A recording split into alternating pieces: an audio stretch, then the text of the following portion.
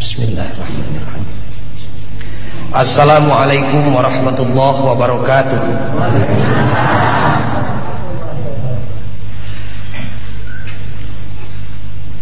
Alhamdulillahilladzi arsala rasulahu bil huda wa dinil haq liyudhhirahu 'alad dini kullihi walau karihal kafirun. Asyhadu an la ilaha illallah wahdahu la syarikalah wa asyhadu anna Muhammadan abduhu wa rasuluh.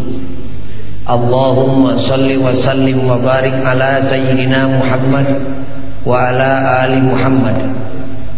Ayyuhal hadirun ittaqullah haqqa tuqatih wa la tamutunna illa wa antum muslimun. A'udzu billahi minasy syaithanir rajim. Innallaha ya'murukum an tu'addul amanati ila ahliha.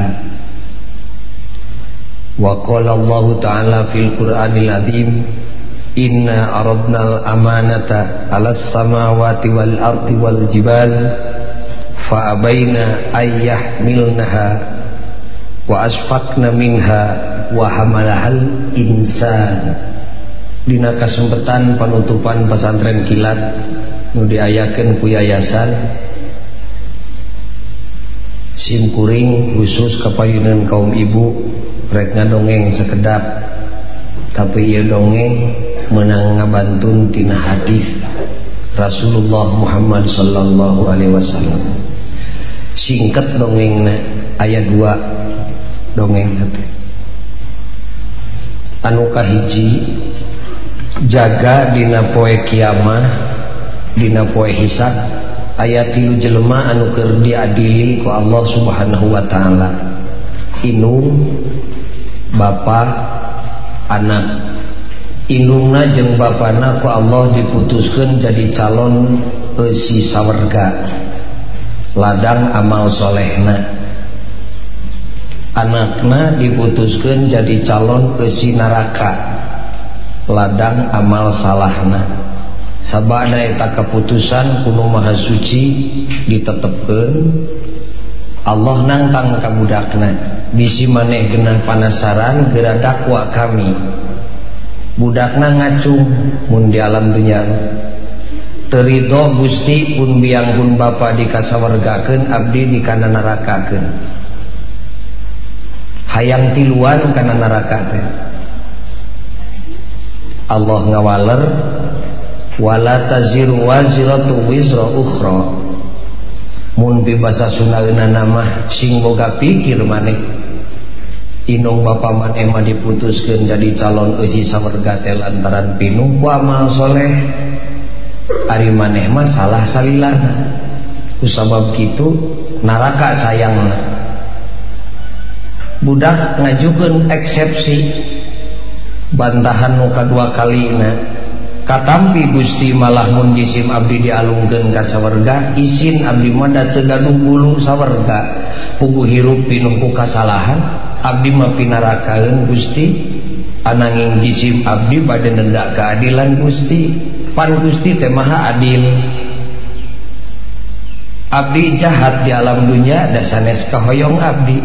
Nganu jadi sabab ti mimiti abdi nincak rek hideng pun biang jeung pun bapa dacan sakali-kali acan nitah bageun. Anjeunna salat nyalira, anjeunna puasa nyalira. Sugan sakali we ka abdi nitah salat, sugan sakali we ka abdi nitah puasa, henteu. Dubuh lupet nyawa pun biang jeung pun bapa turun subuh datang maghrib teh ngalah rezeki we keur eusi pejit abdi jeung keur bungkus kulit abdi. Sugan sakali we nitah hideng henteu. Mun margi sakitu mugi Gusti henteu benu jahatna abdi di alam dunya teh dijieun ku indung jeung ku bapa teu ridho Gusti. Kapan abdi teh amanah tinu Maha Suci. Kumahirna indung bapana teu tulus asup ka sawarga, dilelepkeun kana neraka. Nah ka mana ladang amal solehna? Muflis disebatna teh. Naon muflis teh? Saimbang antara kajahatan jeung kasayan. ladang salat puasa zakat jeung haji na menang ganjaran 10 juta tapi teu kadahar lantaran boga dosa ngantep amanah teu ngislamkeun anak teu ngajak salat puasa zakat jeung haji jeung saterusna boga rugi 10 juta akhirna tinggal catetan ibu menang panen 10 ton teu kadahar sabab boga hutang kakak ude 10 ton bapak kagungan gaji 200.000 teu kabawa ka imah da hutang ka koperasi 200.000 hiji tah nu kadua hampir sami jeung nu tadi ngan beda bentuk sami tilu jelema keneh keur diadili ku Allah indungna bapana jeung anakna ieu mah tibalik dongeng nu kadua anakna kuno maha suci diputuskeun jadi calon eusi sawarga indung bapana diputuskeun jadi calon eusi neraka ditantang ku Allah geura dakwa kami nu pangheulana ngoceak indungna teu ridho Gusti pun anak ka surga abdi kana neraka ceuk Allah dek ridho dek hanteu pan anak maneh mah soleh lakuna salat tihangna ari maneh pan sahadat ge bengkok indungna ngajawab katampi Gusti da abdi mah sanes bade nungtut amal soleh da teu gaduh amal soleh sakeprul-keprul acan mung jisim abdi mah bade nyuhunkeun keadilan Gusti we pan Gusti teh adil nah aya adil kitu ceuk indungna dapun anak teh sanajan salat acong-acongan ge damal bisa ari eueuh tanaga mah sedengkeun tanaga dialana ku dahareun pan abdi nu mere daharna nah ari nu mere daharna kana neraka ari nu salatna ka sawarga cobi lamun ibu jadi hakim tapang jawabkeun dakwaan nu bieu moal kajawab da sim kuring ge teu bisa ngajawab pun anak nu salatna abdi nu mere nyatukna nah ari nu salatna ka sawarga ari nu mere daharna kana neraka nah ka mana ari jasa abdi kitu ceuk indungna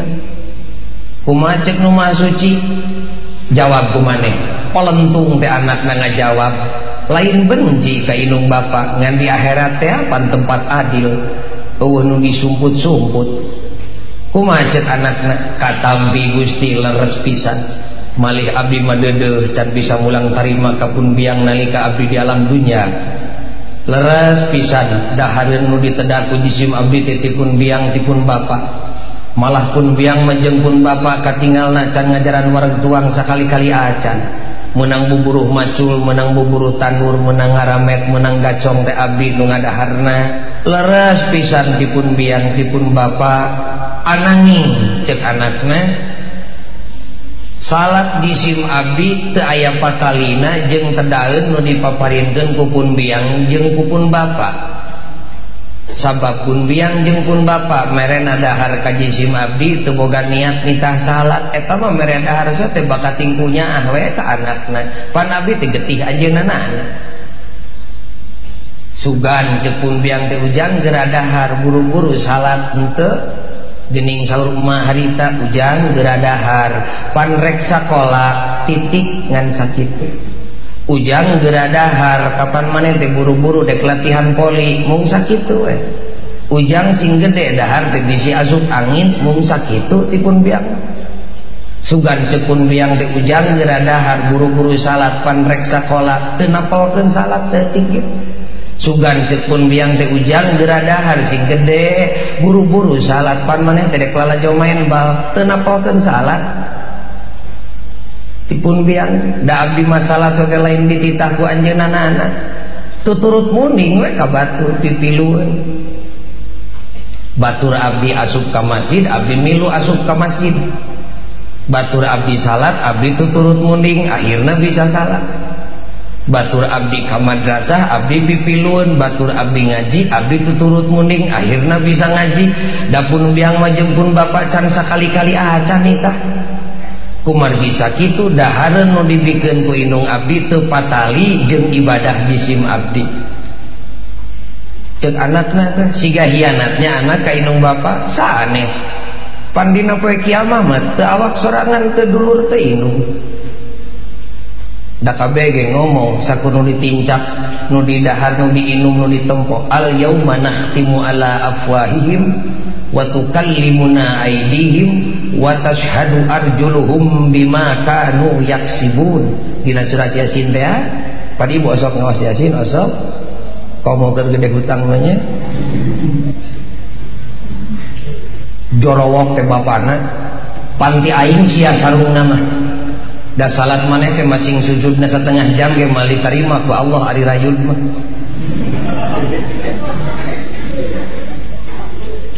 Ti aing sarung keur nutupan oratna mah katampi Gusti ceuk anakna malah deudeuh pun bapak mah salamina nganggo raksukan jeung sarung teh tamal tebok dan weuteuh mah dipasihkeun ka jisim abdi leres sarung teh tipun bapak leres pisan sarung teh tipun bapak ananging salat jisim abdi teu patali jeung sarung pamaparintipun bapak margi bapak jisim abdi merena sarung ka abdi teu boga niat katungtung jarum nitah salat. Muncul bahasa ayeuna mah faktor motivasi, muncul bahasa santri mah eueuhna wae tuan goreng patut niatna. Eta mah pun bapa mere sarung ka abdi bakat tingkunya awe geuning saur abah harita ta ujang sarung paranti simut titik. Sugan ceuk abah teh ieu sarung keur salat ujang pek engke mah pake simut henteu. Kumargi sakitu salat abdi teu patali jeung sarung nu dibikeun ku bapa abdi. Sanaos kitu Gusti titip pun biang jeung pun bapa mugi dihampura dosa tina sabab kabodohanan. Kumaha ceuk Allah pariksa ta malaikat bitis budak bisa aya tapak ngarangket kinung bapana. Sabab Nabi kami geus nganjurkeun ti bae dituna budak umur 10 tahun teh sanyana macan wajib salat. Da can sampurna akalna tapi kudu geus diajak salat. Lamun candaek diajak salat kudu disingseunan ku indung bapana beh dituna dicepret sukukna bitisna ngan ulah tepi katapakan ulah tepi ka ruksak tempo dina bitis budakna bisa aya tapak nyepret indung bapana barasa teh dibukakeun pan ngomong bitisna nu tadi teh ayat Qur'ana wa tashhadu arjuluhum bima kanu yaksibun sagala geng teh temong tapak nanaon ge ibu tapak metik cabe batur aya potretna aya videona tapak luncat tina janela nanaon teh aya basa keur diberi ku hansip teh aya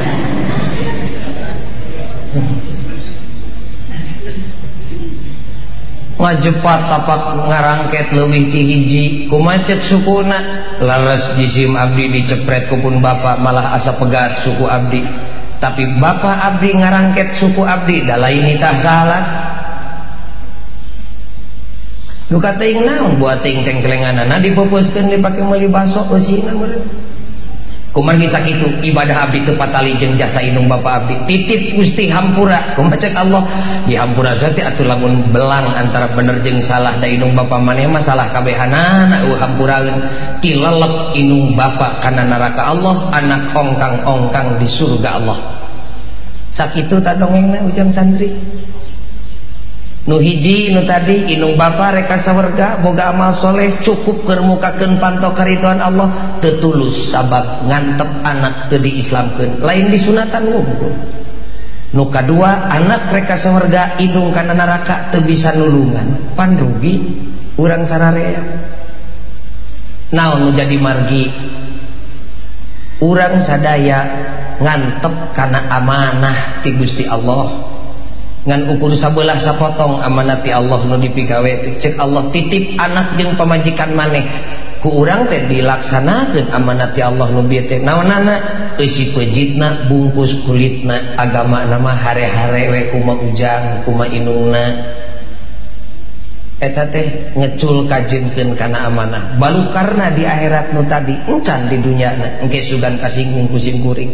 siksa nu total di akhirat ngajongklokeun bujur indung bapa kana neraka Allah. Pantes Allah Rabbul Alamin kusim kuring tadi dibaca ayat Qur'ana innallaha ya'murukum an tu'addul amanati ila ahliha. Tibeh dituna Allah geus marentahkeun ka aranjeun kabeh supaya nepikeun amanat kanu hak narimana. Abot di alam dunia teh lain maraban lain makean mah abot teh amanah. Naon Pak Ghazali amanah teh bahasa Sunda nama titipan kepercayaan ti batur. Jadi jelema anu bisa ngalaksanakeun titipan teh disebut jelema terpercaya. Kapan Nabi nu boga sifat amanah teh? Naon sifat Nabi teh sabaraha? Di antarana aya 4. Siki nu kahiji Nabi teh fatonah, pinter, knowledge, ngalaut ilmuna. Nu kadua Nabi mah amanah, terpercaya, di mana aya PHP ti Allah nu kudu ditepikeun kajeun pait keur anjeunanana, kajeun pait keur batur. Nu katilu sidik, jujur. Nu kaopat tabligh, imamul muttaqin, pamimpin jelema nu takwa. Ta urang cokot dina kesempatan ieu ngaji simkuring moal nu dibahas urang sakecap amanah. Naon amanah teh? Sakali deui PHP titipan. Titipan ti saha? Garis gedena dibagi 3. Amanah terhadap Allah, amanah terhadap sesama makhluk Allah, amanah terhadap diri pribadi jeung keluarga. Amanah ti Allah.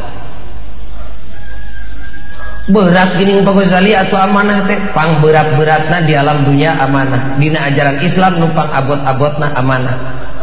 Didawuhkeun ku Nu Maha Suci, inna aradnal amanata 'alas samawati wal ardi wal jibal. Saestuna kami geus nitipkeun, geus mihapekeun amanah ka langit, ka bumi jeung ka gunung cek Allah. Fa abaina, kabeh nolak, abot berat. Wa asfaqna, teu sanggup sieun keung. Saha nu sanggup? Wa hamalahal insan, manusia sanggup. Di satu pihak urang teh kudu gembira dipercaya ku Allah pikeun nyekel amanah, di lain pihak keung jeung hareudang yen urang can bisa ngalaksanakeun amanah. Abot amanah. Malah dina sanes kasempetan Rasulullah dugi ka ngadawuh, aya sahabat sumping ka Rasulullah naroskeun, saur sahabat, ya Rasulullah akhbirni bi asyaddi shay'in fi hadzal din wa al-yadi. Ya Rasulullah paparin terang ka jisim abdi ajaran agama Islam anu pangabotna jeung nu pangentengna. Naon ajaran Islam nu panghampangna, naon ajaran Islam nu pangabotna. Kumaha dawuhan Rasulullah?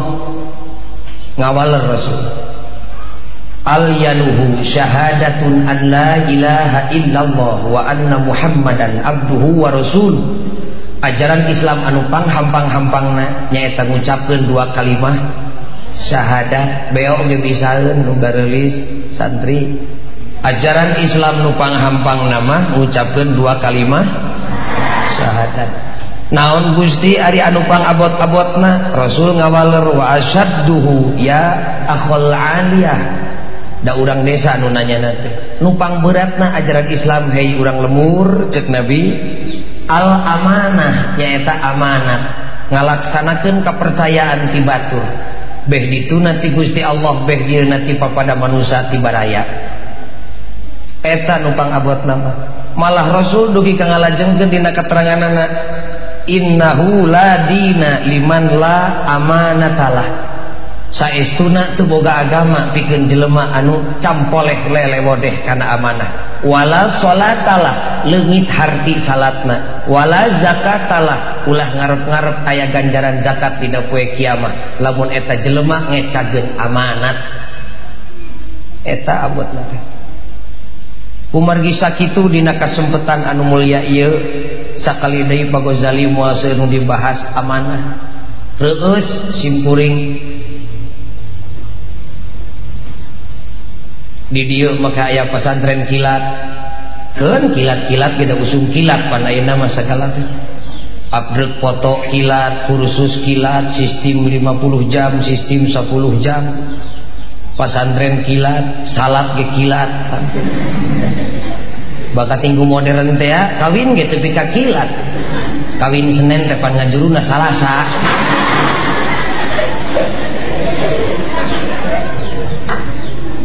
Lain nyingsieunan ka santri kilat Pak Ghazali, nuhun pesantren kilat ngan ulah waka ngaku yen ilmu geus uyuh kabeh da pesantren teh boro-boro kilat, lila ge hararese pesantren teh. Komo nu kilat tapi gumbirana naon? Ningker barudak eta amanat ti Allah. Singkil purikil khususna yayasan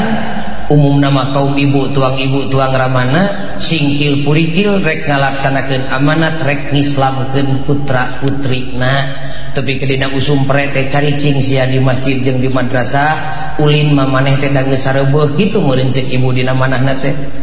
hayang hiburan mah televisi datang unggal poe ka imah urang kumpul cicing sanajan setengah bulan di madrasah urang diajar ilmu agama pupeurieun ku emak jeung ku abah teu kungsi kaalaman cing maneh mah alhamdulillah naon tah pangna sim kuring ngucapkeun alhamdulillah bunga ieu hiji kanikmatan yen ibu sadar kana amanat hakikatna mah ngenteng-ngenteng tanggung jawab ibu ramana dina poe kiamah ngan aya meureun diantawis ibu nu teu uninga teu kungsi nitah teu kungsi nitipkeun budak teh datang teu pupuguh we meureun ka dieu teh nya urang niatan ayeuna da ditutupna ge kuan karek bieu niat Gusti budak geus kaluar niat ngasupkeun nu geus kaluar teh kitu we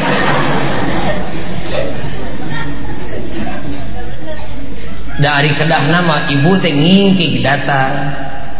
ka kiyaina ka ustadna ieu titip pun anak pangislamkeun kitu ari kedahna mah ngawakilan kuring da kuring mah jelema bodoh panglempengkeun sahadatna pangnyontoankeun ruku sujudna panghalangankeun tina haram pangnuduhkeun kana halal kedahna mah sumping abah teh kaajenganana titip kiai titip ustad titip ajengan urang bagi tugas jeung kuring kitu kedahna mah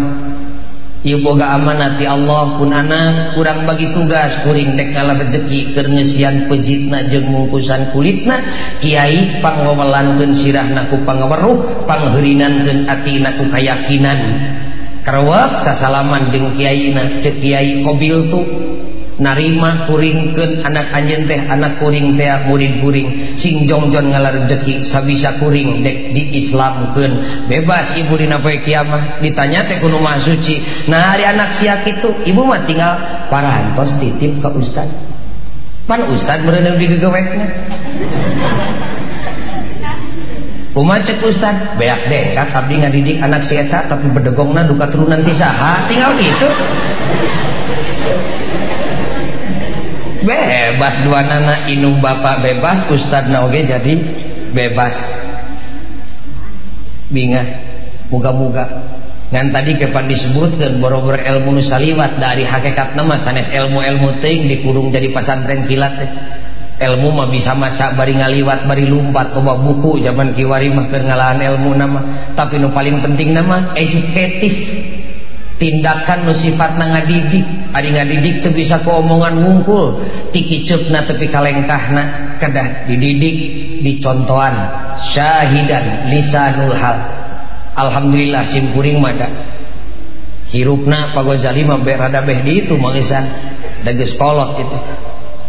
ngalaman tilu zaman walanda baheula ngalaman zaman Jepang ngalaman komo zaman ayeuna ditincak di alaman da kolot baheula mapan ka anak teh di calana di papatahan kamunjungan-munjungan dicontohan baheula mah ku indung bapak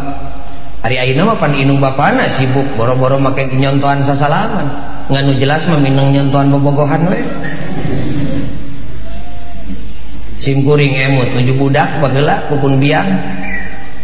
aduh karasana mah ayeuna untung eta didikan pun biang teh bet katampi ku pribados dina kaayaan gaduh ilmu sakeprul mah kadahar-dahar di papatahan ngahuap ge komo bismillah nama ditapelkeun nyapekna di papatahan sok diasorkeun lalapna di kampung da pribados urang kampung lain ku senok dahar teh ku leungeun dugi ka ayeuna ge pribados mah dahar teh cara make senok teu resep siga walanda kulengan we datuman tibu budak meureun diasorkeun atuh pribados teh ngeunah nyiuk samal teh kana coet kulengan katuhu da harita keneh dicepret ku nyere leungeun teh tepi ka ceurik kumaha ceuk pun biang ari nyokot dahareun dina piring nu keur sararea teh ulah ku katuhu ku senok bari ku leungeun kenca ari keur bareng jeung batur mah pribados ngalawan da anak kiai nya ho ilmu seutik mah cek pribados saek leungeun katuh sanes mah sareng leungeun kenca mah nya ari can ngaliwat pulang anting kana sumut sia mah gitu naon nu dimaksudna kumaha lamun murah teh remeh kana coet pan batur teh meureun hayang olah hiji tah siga murahnya pendidikan dasar indung ngadidik anakna baheula da ayeuna mah teu kaburu ku indung bapa teh. Terus pribadon saya dahar katulalab kacang panjang pan ngeunah kacang panjang mah di daharna teh diulur bari dilagukeun raut eta teh aya ku ngeunah datara tepi kana tikoro dahareun teh kaburu disintreuk golok-golok keluar cetek kunaon emak ceuk pribados eta nyapek ulah dilagukeun kitu cing teh dapan ngeunah ari kacang mah kudu kieu ngadaharna lamun maneh dahar sorangan kumaha lamun dahar jeung batur pan batur nu sebelna aya ku ginding eta kolot baheula ginding tak ku ibu sareng ku bapak teu kungsi katerapkeun pendidikan dasar nu seperti kitu mental attitude na tepi ka ucutan kumaha tuh di PHP-keun ayeuna mah ka saha ka lembaga ka wadah ka pondok ka pesantren ka madrasah sakali deui ari hayang hampang mah tanggung jawab dina poe kiamat paling henteu dipecut anak mah init siang ngaji paling henteu teh kumaha kadituna maksimal nu paling utama mah sumping ka ustadna ka kiaina ka santrina peupeurieun eta teh ustad teh digaji henteu dibayar henteu jelema nu ngarebut paculeun kudu dihargaan ka bina-bina cing atuh hargaan-hargaan datang ustad titip anak kuring mi HP pamajikan kuring ceuk bapak teh ngan lain ti peuting mi HP-na ti beurang pangislamkeun anak pamajikan kuring tapi ulah nagih da moal mayar eueuh dongeng na kiai nu ngudag-udag jelema nu teu mayar. Hadirin kaum muslimin anu mulia dina raraga ieu pisan sim kuring nembongkeun ka bungah sing purikil urang dieu dek ngislamkeun anakna ngalaksanakeun amanat ti Allah sabab lamun amanat diantep siksaanana lain muncul di akhirat tapi di dunya ge dibikeun wa rajulun la ya'muru ahlahu wa waladahu bi ta'atillah wa la yu'allimuhum amra dinihim termasuk tindakan zalim anu mutlak panyepretna siksaanana ti Allah lain ngumpul di akhirat di dunya dibikeun naon tah jelema nu kumaha jelema nu ngantep ka anak jeung pamajikan katut kulawarga saeusi imah teu dituduhkeun kana agama malah di imah tanganna teh sugan aya samenit we nyaritakeun agama tara nyaritakeun untung we jeung rugi eta zalim jelema anu ngamomorekeun kana amanat siksaanana dibikeun di dunya keneh naon siksaanana saha zaman kiwari nu geus ngarasa digeunahkeun ku anak ngan ngariweuhkeun we anak teh di akhirat manu tadi ngajongklokeun kana neraka ari di dunya na pan nyapekeun sararea nu mawi ieu urang islamkeun anak bojo pan ibu malah nu capena karaos siksana ge ku urang di alam dunya tina ladang ngantep anak teh nyaho agama teh ku bapak ku ibu karaos malah ibu nupang capek nama bapak wanaman ukur ngayuga ngurus putra teh inu nu capek mah wa wassainal insana biwalidayhi hamalathu ummuhu wahnan ala wahnin 8 bulan patuangan ibu teh pandiheurinan ku putra wahnan ala wahnin tepi kareng hapranjug lungsek ulapes lir ge nyareng meunang ngaleopan ibu nu ngaraoskeun keur ngandung budak da sim kuring mah umur geus 50 tahun can ngajaran nyiram sakali-kali acan pamajikan keur gulang-guling teh salaki mah nyeusepan udud we sok sing kaungan emutan awas si urang buktikeun siksana di dunya janji nu maha suci jelema nu ngantep anakna teu nyaho agama lain ngumpul di akhirat tapi di dunya ge dibikeun 8 bulan hese nangtung hese diuk hese nginum hese dahar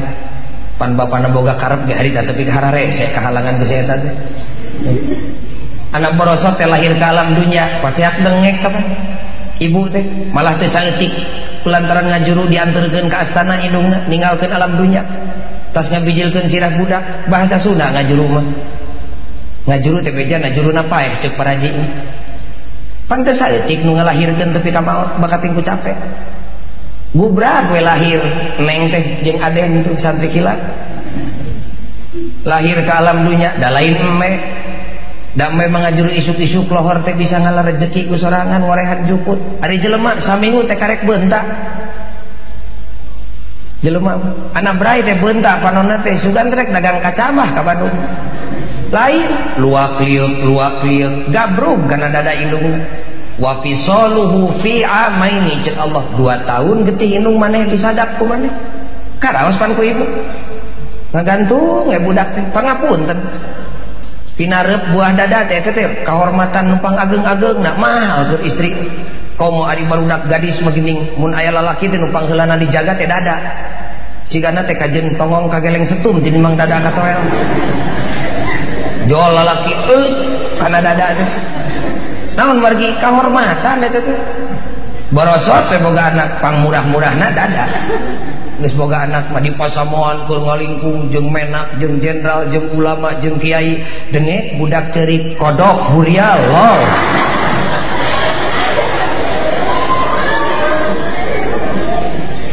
pan bang murah-murahna menang dangdos ibu teh berlian ngagaplek menang dirunga rengi nu dipupur di wedak teh lain wungkur arai tapi kadampal suku ge diwedakan baka tingsieun katanya aslina celak dina mobil keur loba batur denge budak kodok burial lol kok ujang eleh ku anak tuh pasrah kok bae keur maneh bapana belaan ngilehan maneh keur bae keur maneh ujang dasarnya nama itu teh cocokan abah itu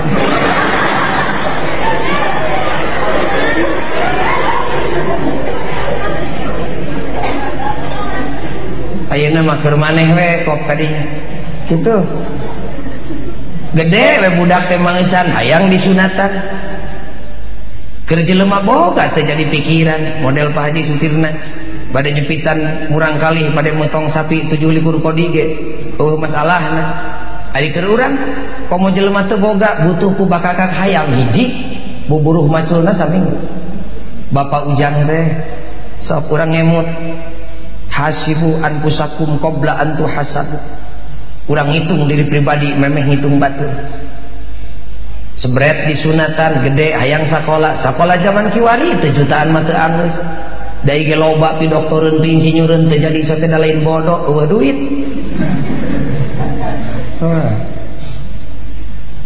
sakola teu tamat beger ka buru datang da cucungin beger mah teu bisa dipager sugan ceuk palurah teh urang pager we ye umur lamajang teh ngarah beger teu datang moncor we si eta geus beger usumna kawin dieug eueuh ragap teu aya ujang tuang rama teh boga sawah sakotak warisan ti akina dijual keur ngawinkeun anak geus kawin can bisa usaha kasar nurutan bapana mung da gengsi teh sabab pernah sakola usaha alus teu asup sabab sakola teu tamat ari dahar pangbeukina sanu merehna indung jeung bapa bareto sorangan ayeuna mawa pamajikan anak deungeun-deungeun bareuh we beuteung pamajikan anak teh da butuh mineng teuing sarena borosot we ngajuru panini na jeung akina kudu ngagagandong incu tampi takok panyepret ti Allah di alam dunya nyapekeun siga kitu di akhirat ngajongklokkeun bujur indung bapa kana neraka Allah hayu urang islamkeun putra jeung garwa bismillah mun bisa ku sorangan teu bisa titipkeun na kudu disunatan deui pagojalipun anak teh beak atuh dikeureut deui pancet pagojali kudu diislamkeun sagala-galana islamkeun dahar nginumna sing siga Islam keluar asup imahna sing siga Islam tani dagangna sing siga Islam bergaulna sing siga Islam pan tadi pesen tip bapak ajenganna kitu instrukturna dina ieu pasantren kilat pake pakaian di madrasah teh ka mana-mana diganti ku pagojali mah yuk urang islamkeun anak urang nu geus Islam ti bareto urang islamkeun pamajikan nu geus Islam ti bareto ngislamkeun deungeun-deungeun mah rarese gede fitnahna ge ngislamkeun kulawarga we anak jeung bojo ngarah teu jadi mamala di dunia jeung di akhirat sagala-galana islamkeun bajuna sing siga Islam budak teh ngaranna ge sing siga Islam panai budak ayeuna mah geus mueun di ngaranan kara Islam mu kuno pokna teh hayang siga Walanda modern marukan negeri Walanda unggul nu modern santri macan barudak ngora can ini tu tempo ka tanah suci Makkah era nempono ge urang di lemur batur mah semangi 3 tingkat itu kaget coba hari barudak urang mah nyangka modern teh Eropa we khususna Walanda da sakanyahona si eta ngaran ge embung siga ngaran Islam da kolot baheula mah Bapak Ujang jeung Aki Ujang teh mun borosot boga anak rumah sabodo lumpat kanu ngarti kiai pangmerekeun ngaran ye ka anak kuring kitu pamilihkeun tina jenengan Allah Asmaul Husna teh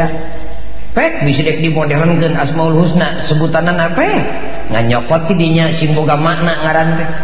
Allah teh jenenganana Aziz diantarana Al-Aziz Al-Malik Al-Quddus As-Salam Al-Mu'min Al-Muhaimin Al-Aziz 88 ban Asmaul Husna malah alus mun dibaca ku ibu unggal poe barang penta ka Allah nyarane kana Asmaul Husna pek cek Allah menta ka kami Al-Aziz pek bisi boga anak yang santri geus usumna boga anak lalaki ngaranan sugan Abdul Aziz pan teu goreng saderek Raja Johor jeung simkuring ka Mekah di Malaysia lucu adi lanceuk sarua ngaran teh nu awewe Ratu Azizah Tengku Azizah lanceukna Tengku Abdul Aziz tina jenengan Allah kabeh budak ayeuna mah geus mugeun dibere ngaran kitu tuh modern da urang dige urang Lamajang seueur di Bandung ti dieu mah ngaranna teh Siti Aisyah da di Bandung mah Iseu Nur Aini jadi Ine malah aya bi Icing jadi Ice ayeuna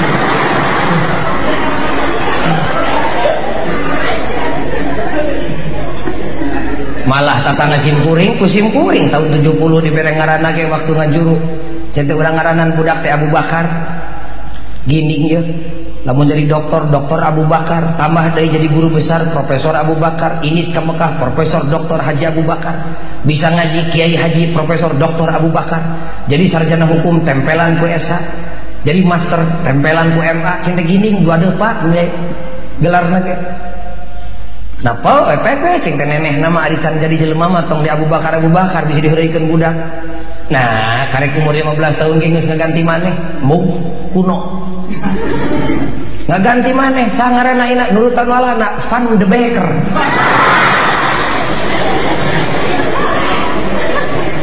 jadi tukang sayur budakna teh ayeuna teh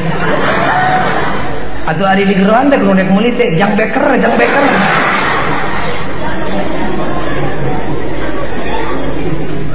bajuna santri teh sing tiga Islam tayu Pak Ghazali teh kulantaran orang Islam Indonesia mah bisa sarung kiai teh nya bisa sarung ke mana-mana lain ciri keislaman sarung mangan orang Islam Indonesia yang disebut kiai bisa sarung Pak Ghazali ke mana-mana ge disarung nemongkeun ciri kakiaian kiai Islam kita bisa sarung teh lain boga panyakit ya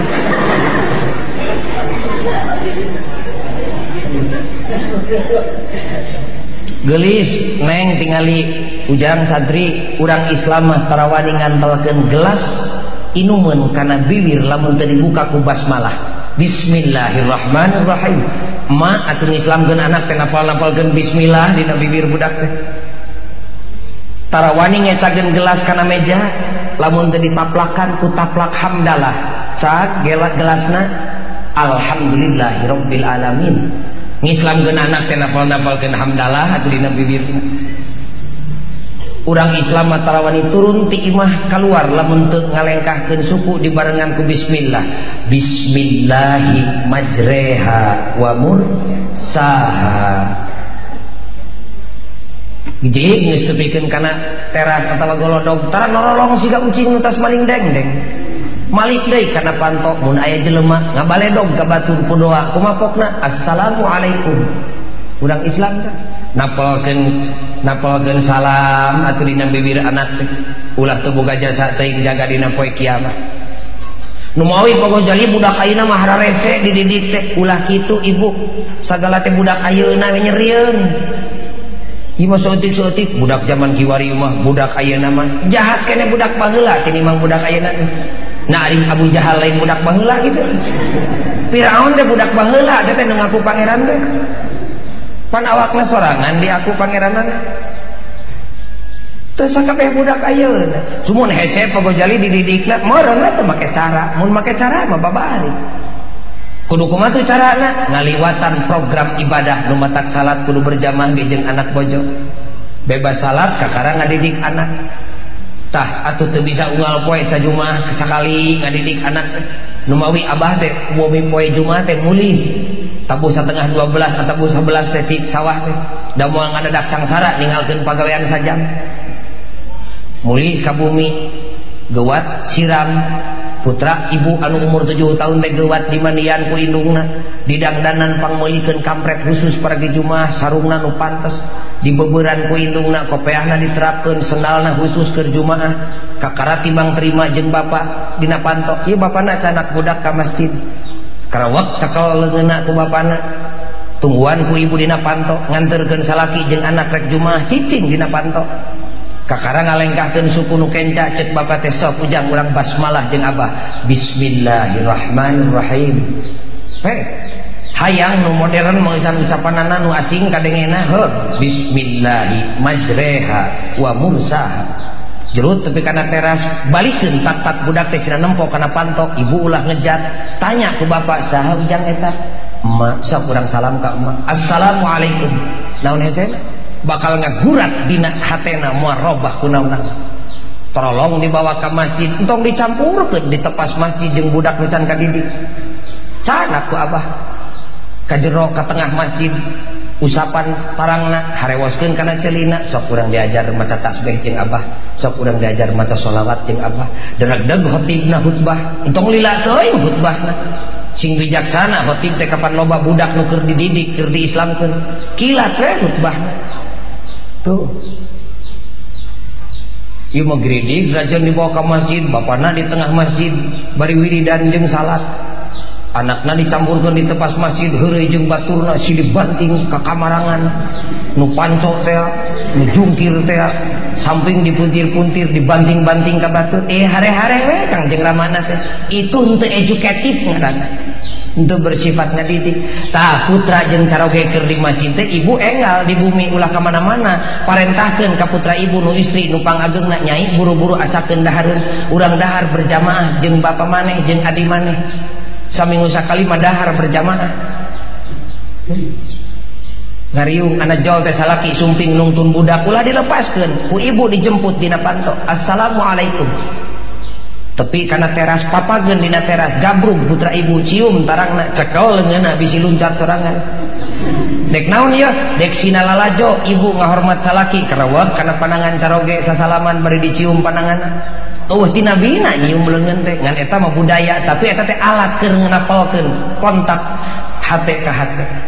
kakara cek bapak nam ujang urang asup jawab ka jero imah alhamdulillahirabbil alamin kakara ibu bertindak sebagai komandan upacara bapak inspektur upacara kumaha cek ibu teh pek bapana tadi dinya salikna ujang di dieu nyai di dieu emak di dieu pek nyebut nama dek bapana rek manehna heuh teh teuing entong make wawalandaan ini teh keur usum papap ka mana-mana kamari di Banjaran aki-aki rek ka sawah mangul pacul anterkeun ku garwa minangkana mah ngahormat dah pap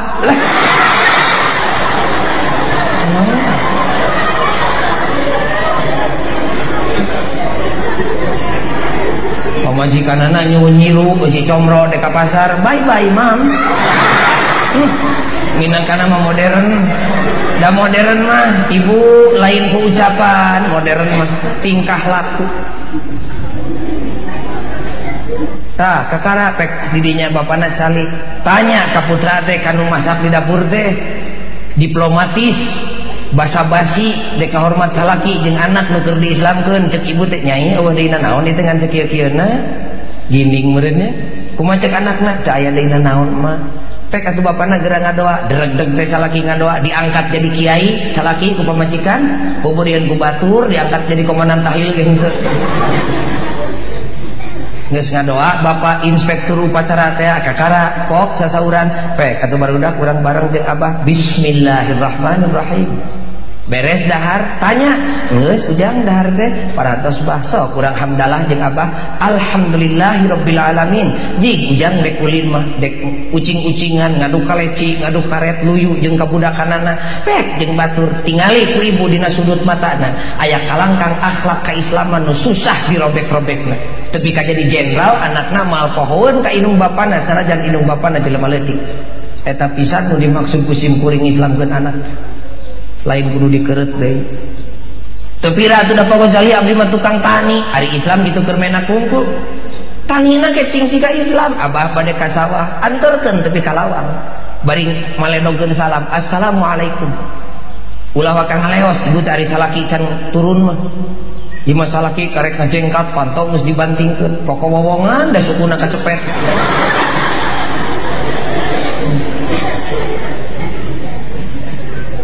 saroge geus di sawah geuwat ibu teh sangu asakeun nyai ka dieu ku emak urang nimelna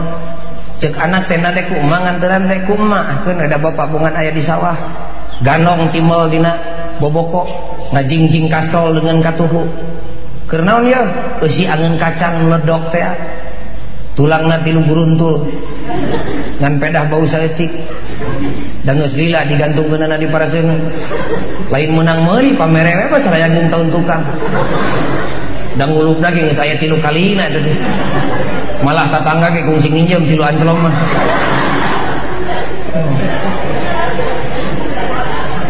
leungeun kencana ngajingjing teko gurbrag tepi ka sawah salaki keur ngahumatun pacul teh dibaledog ku doa assalamualaikum gini paratos bapak dikitukeun ku ibu can ieu mah ditanya teh ngarasa sadar da simkuring ge nyaho encan beda kiceupna malah karek datang dina galang teh geus ngecebrek kenteng pupus di baledog budak si ujang pas ya nu nagih rapul seuneu teu hurung da suluh baseuh aduh tepi ka teungeunah salaki teh barang dahar amparkeun ku ibu dina galang geus beres geroan bapana geura dahar salaki nuna pacul di tengah sawah ngajengkat ngalengkah langkah yang pasti menuju pinggir galung kocobok teh kukumbah entong dina kobokan tong mamawa kobokan ka leuweung bisi pajar ngamenak di gunung dina cai kokocoran bersih pan baheula mah nya di sawah teh nya zaman baheula ibu meureun ngalaman sawah baheula mah caina heran da sim kuring ge osok ngalaan tanan tina galeng teh dikuprakeun di dahar teh jadi penyakit baheula atuh da susah ayeuna hukumah di sawah teh susah da puguh lain ngungkul kotoran we sejen ti kotok jelema ge loba heran ari ngaku modern tapi kotor leuwih tinu ortodok gek diuk salaki bismillahirrahmanirrahim tuh Islam kadaharna asongkeun ku pamajikan ye deungeun apa hampura bapana ieu teh samol teh teuing kurang uyah teuing kurang gula sing basa-basi diplomasi ka salaki ngarah ngeunaheun kesangan karoge teh susut ku garwa Islam entong mah sambutangan ka sawah mah sieun-sieun ke yeuk susut ku tungtung kabaya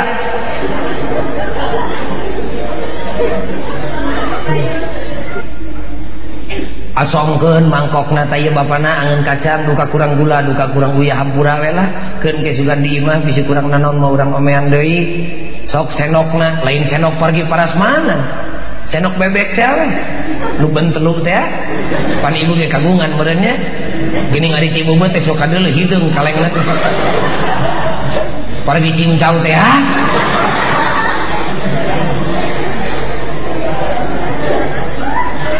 ngeunah salaki teh bakat tinggu ngeunah dihargaan ku pamajikan tepi ka bitu tina bahanna pek indungna atuh urang dahar bareng jeung kami kumaha ceuk ibu sing wareg da kami manggeus jeung barudak beres balik assalamualaikum tepi ka imah karek tepi ka lawang geus ngagorowok ka anak nyai amparkeun sama urang berjamaah bareng jeung bapak tere sumping cokot tuh sarungna menang emak menang nyeuseum dina tolomong lain dina lomahari tolomong we jeung kampretna nyai jeung kopeahna jeung senal capitna ngabeng-beng dina lawang ngarah salaki babari nyokot guluprak salaki sumping geuwat ditempo assalamualaikum geuning bapana geus sumping geura ka jamban teu geus aya parabotna ibu geus dangdos meunang make mukena putra nu istri make mukena nu pamegat make kampret make sarung ngadaguan saroge jadi imam anak jol teh bapak sumping ibu teh jung nangtung gerowok komat geura pek ajaran da mesing hirup dahar sore teh isu ke ngeunah babarengan jeung pamajikan gitu gerowok ibu komat salaki dipayun Allahu akbar karasa ngeunahna salat teh asa rapet jeung Allah teh ruku sujud tahiyat salam babarengan terus salaki ngadoa diaminan ku anak bojo beres salat kakaranjing hareup ka pamajikan pamajikan neuteut ka salaki beri sieup pinuh ku kageugeut kadepruk nyuuh kana lahunan salaki hampura bapana dosa kami ti lohor kamari tepi ka ayeuna lamun anjeun teu ngahampura ari geus teuing Allah teu ngahampura ka kami kumaha ceuk bapa dipayunan putra boro-boro dipenta teh dipenta ge kewajiban kami malah ti ayeuna indungna titip kami ulah dicilakakeun jaga dina poe kiamat bisi maneh ngadakwa maneh teh amanah ti Allah titip geuwat bawa anak maneh ngadeukeutan kiai jeung santri ngaji indungna bawa pulpena bawa bukuna catet ku maneh urang bagi gawe jeung kami dek ngalar rezeki keur maneh ngalah ilmu keur maneh jeung keur kami balik di sawah kami setor dahareun ka maneh balik di pasar setor duit ka maneh balik di madrasah setor ilmu ka kami tuduhkeun indungna bisi kami salah ibadah teh da kudu bareng cimata ge nyak selak ti pamajikan tepi ka anak nu dimaksud ku simkuring Islamkeun anak teh nu dieu teh jeung pamajikan teh urang Islamkeun sagala-galana daharna nginumna bajuna ngaranna diukna leumpangna turun keluar masuk imahna sing siga Islam ari urang mah keur salat siga Islam balik salat mah